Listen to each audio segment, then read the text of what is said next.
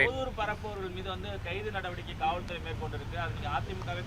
இது சம்பந்தமாக எங்களுடைய கழகத்தினுடைய வழக்கறிஞர் பிரிவு செயலாளர்கள் விளக்கமாக பதில் சொல்வார். அதாவது இந்த விஷயமா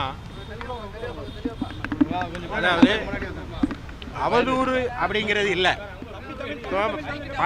பழனி கோயில் விவகாரத்தில் பத்திரப்பதிவு நடந்தது உண்மை, அங்கு தவறு நடந்து விட்டது தானே அமைச்சரே சொல்லியிருக்காரு.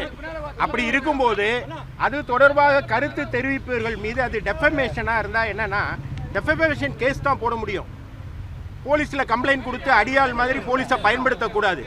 இப்போ இதில் கூட சென்னை சைபர் கிரைம் பிரான்ச்சில் ஒரு கேஸ் ஃபைல் பண்ணியிருக்காங்க. அது தொடர்பாக உயர்நீதிமன்றத்தில் நாங்கள் ஒரு வழக்கு தொடர்ந்து முன்ஜாமீன் வழக்கு தொடர்ந்துருக்கோம்.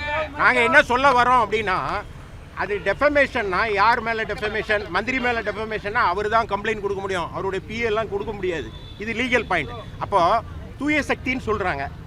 உங்கள் மேலே தவறு இல்லைன்னா நீதிமன்றத்தில் வழக்கு தொடுங்க, டெஃபமேஷன் கொடுங்க. ஏன் போலீஸை அடியாள் மாதிரி பயன்படுத்துறீங்கன்னு சொல்கிறோம். ஒன்று. இன்னொன்று, குதிரை பேரம் நடக்கவே இல்லை அப்படின்னு சொல்கிறாருல்ல. குதிரை பேரம் நடந்திருக்குன்னு ஒரு வழக்கு நடந்துட்டு இருக்கு பார்த்துறீங்களா ட்ரிப்ளிகேனில். நேற்று கூட பத்திரிகையாளர் எல்லாம் கைது செய்திருக்காங்க. நான் சொல்கிறேன், அந்த வழக்கை எப்படி நடத்த முடியும்? இப்போ குதிரை பேரம் யாரை பேசினாங்க, தாவக எம்எல்ஏ பேசினாங்கிறது ட்ரிப்ளிகேன் போலீஸ் ஸ்டேஷனோட வழக்கு. அந்த வழக்கு எப்படி தமிழ்நாடு போலீஸே விசாரிக்கும்? இப்போ ஒரு லீகல் பிரின்சிபல் இருக்குது. அதாவது no man should be a judge in his own case அப்படின்னு ஒரு பிரின்சிபல் இருக்குது. என்னோட வழக்கில் நானே நீதிபதியாக இருக்க முடியாது. அப்போது இந்த வழக்கு தாவேக்காவை விலை பேசினாங்கிற வழக்கு குதிரை பேரம் ஒன்று இருக்குது உண்மையா? அப்போ அவ்வாறு பேசியவர்கள் மீது விசாரிக்கிற வழக்கை எப்படி அவருடைய முதலமைச்சர் தாவேக்கா அரசுடைய காவல்துறை எப்படி விசாரிக்கும்? அப்போ அந்த வழக்கை சிபிஐட்ட கொடுக்கணுங்கிறது எங்களுடைய நிலைப்பாடு. இப்போ குதிரை பேரம்னு ஒன்று இருக்குங்கிறத அரசு ஒத்துக்குது, அப்படி தானே? ஏன்னா ட்ரிப்ளிகேனில் ஒரு கேஸ் ரிஜிஸ்டர் பண்ணியிருக்காங்க. அப்போது குதிரை பேரத்தை திமுக செஞ்சான்னா தாவேக்கா செஞ்சான்னா தவறு தான். இப்போ நாங்கள் கொடுத்து கம்ப்ளைண்ட் கொடுத்து 30ஆம் தேதி கொடுத்து 5வது மாதம் மே மாதம் 30ஆம் தேதி கொடுத்து எத்தனை நாள் ஆச்சு?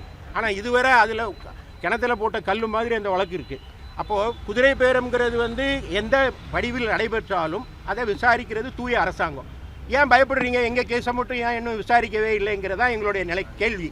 எனவே அவ்வாறு விசாரிக்காத போது இப்போ ஏற்கனவே விஜிலன்ஸில் நாங்கள் கொடுத்த கம்ப்ளைண்ட்டில் ஒரு பிரிமினரி என்கொயரி நடத்தப்பட்டிருக்கணும். இதுவரை நடத்தலை, எங்களுக்கு தகவலும் கொடுக்கல. அப்படி இருக்கும்போது நாங்கள் நீதிமன்றத்தை நாட வேண்டியிருக்கு.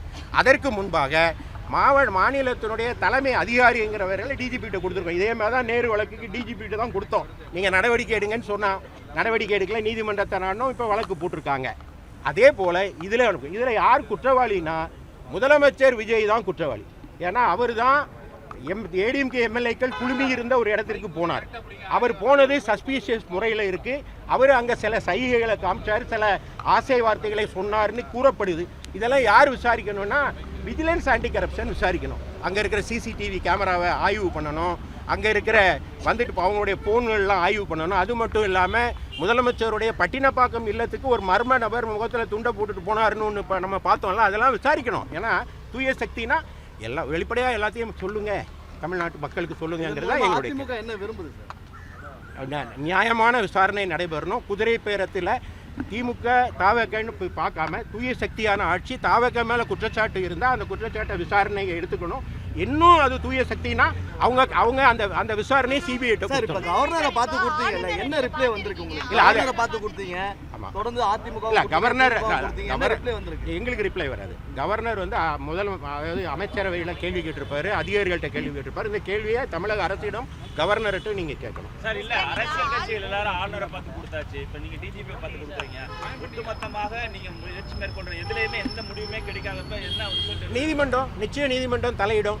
உங்களுக்கு நீதிமன்றத்திற்கு போகிறதுக்கு முன்னாடியே உரிய அதிகாரிகள்கிட்ட மனு கொடுக்கணுங்கிறது. கவர்னர்கிட்ட கொடுத்தது குதிரை பேரம் பொதுவானது. விஜிலன்ஸில் கொடுக்கறது விசாரணை பண்ணணும்னு ஒரு அமைப்புகிட்ட கொடுத்துருக்கோம். அந்த அமைப்பு செயல்படாத போது அதனுடைய தலைவர்கிட்ட கொடுக்குறோம். இதுவரை யாருமே செயல்படாத போது நீதிமன்றம் நிச்சயம் அதில் தலையிடும். நீதிமன்றத்தில் அதை நாங்கள் கேட்போம். விஷயங்களை சொல்கிறார் இந்த குதிரை பேர விஷயமா? அதை ஏற்கனவே நாங்கள் சொல்லிட்டோம்ல.